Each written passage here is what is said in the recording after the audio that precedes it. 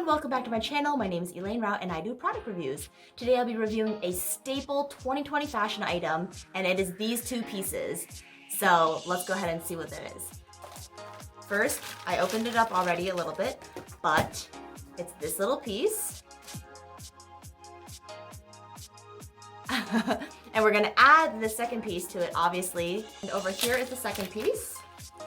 Actually, there are two face guards that come with it, so you can, as you wash or wipe one, you can utilize the other one.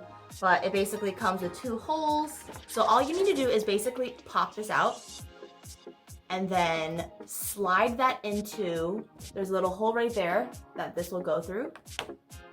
And then you just clip it back, just clip it in. And then do the same thing on the other side. Slide that in. Pop it into place, and there you have your face guard. And there you have it. If you would like to see more reviews, please make sure to subscribe, follow, and like, and comment what you think about this face shield.